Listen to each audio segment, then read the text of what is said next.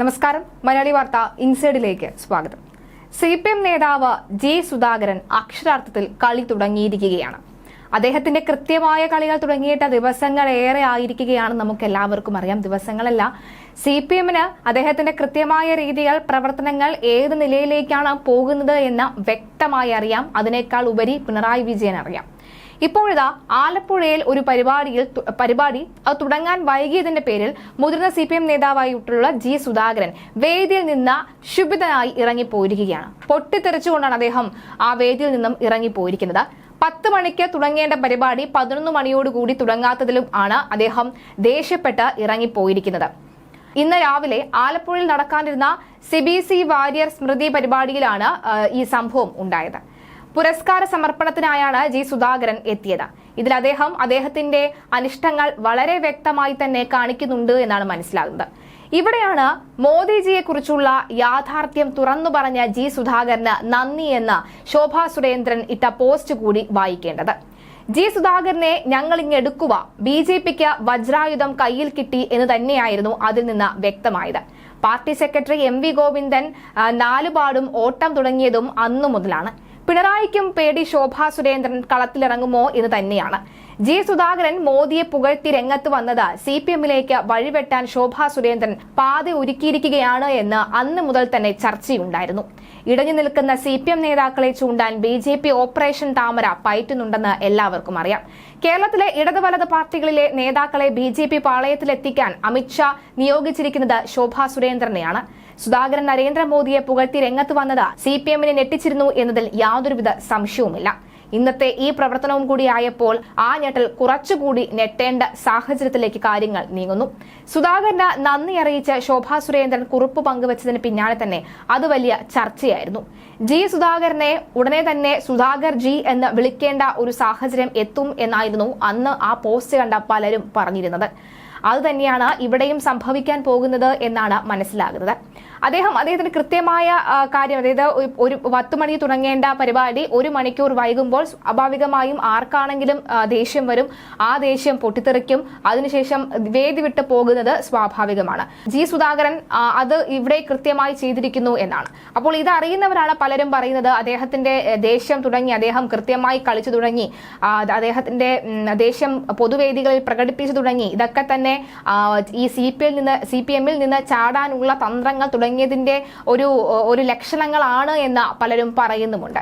പക്ഷേ അതോടൊപ്പം തന്നെ മറ്റൊരു വ്യാജ വാർത്ത എന്ന് ആദ്യമേ തന്നെ പറയുകയാണ്.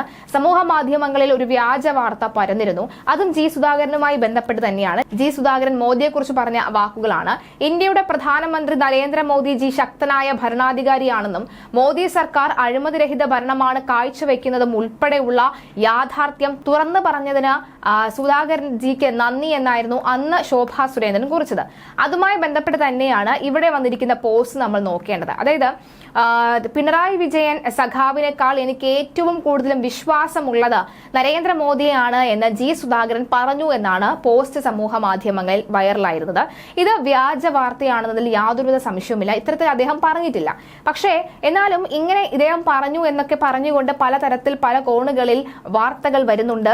അത് പലരും തന്നെ ഇത് വ്യാജമല്ല എന്ന് വിശ്വസിക്കുകയും ചെയ്യുന്ന ഒരു സാഹചര്യം ഉണ്ടാകുന്നു. അപ്പോൾ ഇതൊക്കെ തന്നെ പലതരത്തിലുള്ള ലക്ഷണങ്ങളാണ്. അതായത് BJPയിലേക്ക് പോകാനുള്ള സാധ്യത കൂടുതലാണ് എന്നതിൽ നമുക്ക് എല്ലാവർക്കും അറിയാം. ഉടനെ തന്നെ BJPയിലേക്ക് എത്തുമോ, അല്ലെങ്കിൽ എന്താണ് അടുത്ത നീക്കം എന്നടക്കമുള്ളവ ഉറ്റുനോക്കുക തന്നെയാണ്. പ്രധാനമായും പിണറായി വിജയൻ സഖാവ് തന്നെയാണ് അക്കാര്യത്തിൽ, അല്ലെങ്കിൽ മുഖ്യമന്ത്രി പിണറായി വിജയൻ തന്നെയാണ്, അല്ലെങ്കിൽ CPM അല്ലെങ്കിൽ ഗോവിന്ദൻ മാഷ് തന്നെയാണ് ഏറ്റവും കൂടുതൽ ഉറ്റുനോക്കുന്നത് എന്ന കാര്യത്തിൽ യാതൊരു സംശയവുമില്ല. എന്തായാലും പ്രധാനമന്ത്രി നരേന്ദ്രമോദിയാണ് മുഖ്യമന്ത്രി പിണറായി വിജയനേക്കാൾ തനിക്ക് വിശ്വാസം എന്നാണ് മുൻ മന്ത്രി ജി സുധാകരൻ പറഞ്ഞ എന്ന അവകാശവാദവുമായാണ് പോസ്റ്റ് സമൂഹ മാധ്യമങ്ങളിൽ വ്യാപകമായി പ്രചരിക്കുന്നത്. എനിക്ക് പിണറായി വിജയനേക്കാൾ വിശ്വാസം നരേന്ദ്രമോദിയോടാണ് എന്ന കുറിപ്പിനൊപ്പമാണ് പോസ്റ്റ് പ്രചരിക്കുന്നത്. പോസ്റ്റിന്റെ പൂർണ്ണരൂപം നോക്കിക്കഴിഞ്ഞാൽ പ്രചാരണത്തിലുള്ള പോസ്റ്റുകൾ തെറ്റിദ്ധരിപ്പിക്കുന്നതാണ് എന്ന് അന്വേഷണത്തിൽ നിന്ന് കണ്ടെത്തിയിരിക്കുകയാണ്. ജി സുധാകരൻ പാർട്ടിയെ വിമർശിച്ചുകൊണ്ട് നടത്തിയിട്ടുള്ള പ്രതികരണങ്ങൾ വലിയ വാർത്തയാകാറുണ്ട്. എന്നാൽ വൈറൽ പോസ്റ്റിലെ വിവരം സംബന്ധിച്ച ഗൂഗിളിൽ തിരഞ്ഞെങ്കിലും ഇത്തരമൊരു പ്രതികരണം ജി സുധാകരൻ സുധാകരൻ നടത്തിയതായി റിപ്പോർട്ടുകൾ ഒന്നും തന്നെ വന്നിട്ടില്ല. ജി സുധാകരനുമായി ബന്ധപ്പെട്ട് അടുത്തിടെ വന്ന മാധ്യമ വാർത്തകളാണ് തുടർന്ന് പരിശോധിച്ചത്. 2024 ജൂൺ 11 24 ന്യൂസിന് സുധാകരൻ ഒരു അഭിമുഖം നൽകിയിട്ടുണ്ടായിരുന്നു. 49 മിനിറ്റ് ദൈർഘ്യമുള്ള ഈ വീഡിയോ 24 ന്യൂസ് യൂട്യൂബ് പേജിൽ പങ്കുവയ്ക്കുകയും ചെയ്തിരുന്നു. എന്നാൽ ഈ വീഡിയോയിൽ എവിടെയും അദ്ദേഹം ഇത്തരമൊരു പ്രസ്താവന നടത്തിയിട്ടുമില്ല. ലോക്സഭാ തെരഞ്ഞെടുപ്പിന്റെ ഒരു വിശകലനമാണ് ജി സുധാകരൻ നടത്തിയിട്ടുള്ളത്. നരേന്ദ്രമോദിയുടെ പ്രഖ്യാപനം പോലെ NDA 400 സീറ്റ് കടന്നില്ല എന്ന് മാത്രമല്ല, BJPക്ക് ഒറ്റയ്ക്ക് ഭൂരിപക്ഷം ലഭിച്ചതുമില്ല. അതുപോലെ തന്നെ ഇന്ത്യ മുന്നണിക്കും അവരുടെ പ്രതീക്ഷ കൈവരിക്കാനായില്ല എന്നാണ് അദ്ദേഹം പറഞ്ഞിരിക്കുന്നത്. ഇന്ത്യ മുന്നണിക്ക് പുരോഗതി ഉണ്ടായിട്ടുണ്ട്, കോൺഗ്രസിന് ആശ്വസിക്കാം. എന്നാൽ ഇപ്പോഴും 5-1 സീറ്റ് താഴെ മാത്രമാണ് അവർക്ക് നേടാനായത്. മോദിയുടെ പ്രഖ്യാപനം 400-ലേറെ സീറ്റ് നേടും എന്നായിരുന്നു, അതും ജനാധിപത്യത്തിലെ അഹങ്കാരമായിരുന്നു എന്ന് പറഞ്ഞ് വിമർശിച്ചപ്പോഴും മോദിക്ക് നേട്ടമുണ്ടായതിനെ കുറിച്ചും സുധാകരൻ എടുത്തു പറഞ്ഞിരുന്നു. നരേന്ദ്രമോദി ശക്തനായ ഒരു വലതുപക്ഷ ഭരണാധികാരിയാണ്. അദ്ദേഹത്തിന് നല്ലൊരു ടീം ഉണ്ടായിരുന്നു. ഈ പുഴുത്തുനാറിയ അഴിമതി ആരോപണങ്ങളുള്ള മന്ത്രിമാർ കുറവാണ് എന്ന് ഇതിൽ പ്രധാനമാണെന്നാണ് അദ്ദേഹം പറയുന്നത്. എന്നാൽ അഴിമതി ഇല്ലെന്നല്ല പറഞ്ഞത്, ആരോപണങ്ങളുണ്ട്. എന്നാൽ കോൺഗ്രസ് കാലത്തെ പോലെ വ്യക്തിപരമായി അഴിമതി ഇല്ല എന്ന് മാത്രം. മോദി സർക്കാരിനെതിരെ ഓഹരി വിപണിയിൽ അഴിമതി ഉണ്ട് എന്ന ആരോപണം വന്നപ്പോൾ അതിനെ ഏറ്റുപിടിക്കാൻ രാഹുൽ ഗാന്ധിക്കോ കോൺഗ്രസിനോ സാധിച്ചില്ല എന്നും അവരുടെ പക്വതയില്ലായ്മയാണിതെന്നും അദ്ദേഹം വിമർശിച്ചിരുന്നു. വീഡിയോയിൽ വ്യക്തമായി തന്നെ മോദിയെ പറ്റിയാണ് അദ്ദേഹം പറഞ്ഞിരുന്നത്. ഇതല്ലാതെ നരേന്ദ്രമോദിയെ പറ്റി മറ്റൊന്നും തന്നെ സുധാകരൻ ആ വീഡിയോയിൽ പറഞ്ഞിട്ടേയില്ല. എന്നാൽ BJPയുടെ കേരളത്തിലെ അവസ്ഥയെപ്പറ്റിയും അവരുടെ വേരോട്ടത്തെ പറ്റിയും എല്ലാം വിമർശിച്ചുകൊണ്ടാണ് സുധാകരൻ സംസാരിച്ചത്. പിന്നീട് പിണറായി വിജയനെ പറ്റി സുധാകരൻ നടത്തിയ പരാമർശമാണ് പരിശോധിക്കേണ്ടത്. വീഡിയോയുടെ അവസാന ഭാഗത്ത് കേരളത്തിലെ പരാജയം സംബന്ധിച്ച റിപ്പോർട്ട് ചോദ്യം ഉന്നയിക്കുമ്പോൾ പാർട്ടി പരിശോധന നടത്തേണ്ടതുണ്ട് എന്ന് പറയുന്നുണ്ടെങ്കിലും ഒരു നേതാവിനെ വിമർശിച്ചുകൊണ്ട് അദ്ദേഹം സംസാരിക്കുന്നുമില്ല. പാർട്ടിക്ക് അടിസ്ഥാനപരമായി വോട്ട് ചെയ്യുന്ന ഒരു വിഭാഗം മാറി വോട്ട് ചെയ്തതാണ് പരാജയത്തിന്റെ കാരണം. അങ്ങനെ വരുമെന്ന് ആരും പ്രതീക്ഷിച്ചില്ല എന്നും ആലപ്പുഴയുടെ കാര്യം പരാമർശിച്ചുകൊണ്ട് സുധാകരൻ പറഞ്ഞിരുന്നു. സംസ്ഥാനത്ത് ഭരണവിരുദ്ധ വികാരമൊന്നുമില്ല, വിമർശനങ്ങളൊക്കെ ഉണ്ടായിട്ടുണ്ട്. എന്നാൽ അത് പിണറായി വിജയന്റെ മാത്രം തലയ്ക്ക് എങ്ങനെയാണ് വെക്കുക? എന്ത് കാര്യം? അങ്ങനെ ഒരാൾ മാത്രം വിചാരിച്ചാൽ ഒരു സംസ്ഥാനത്തിന്റെ ജനങ്ങളെ മൊത്തമായി അടക്കി നിർത്താൻ സാധിക്കില്ല.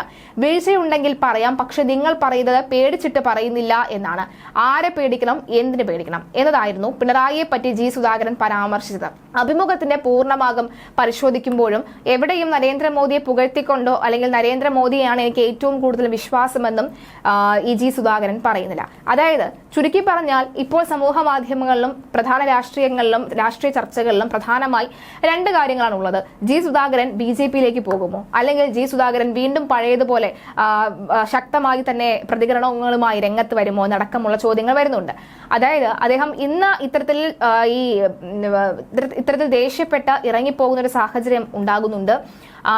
ശോഭാ സുരേന്ദ്രന്റെ പോസ്റ്റ് നന്ദി അറിയിച്ചുകൊണ്ടുള്ള പോസ്റ്റ് വരുന്നു. അങ്ങനെ പലതും കൂടി വരുമ്പോഴാണ് ഈ ഒരു ചർച്ച വരുന്നത്. അദ്ദേഹം BJPയിലേക്ക് പോകാൻ സാധ്യതയുണ്ടോ ഇല്ലയോ എന്നൊക്കെ. ഇത്തരത്തിൽ വ്യാജ വാർത്ത കൂടി അതിന്റെ കുറച്ചുകൂടി ബൂസ്റ്റപ്പ് തരാനായി അത്തരം വ്യാജ വാർത്തകൾ കൂടി വരുന്നു.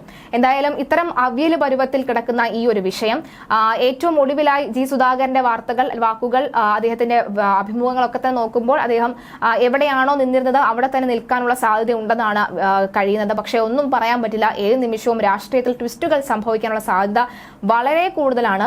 അത്തരം ട്വിസ്റ്റുകൾ എപ്പോൾ വേണമെങ്കിലും, ഏത് നിമിഷം വേണമെങ്കിലും, ഏത് സാഹചര്യത്തിൽ വേണമെങ്കിലും ആരെ ഞെട്ടിച്ചുകൊണ്ടും ഉണ്ടാകാം എന്ന കാര്യത്തിൽ യാതൊരു സംശയവുമില്ല.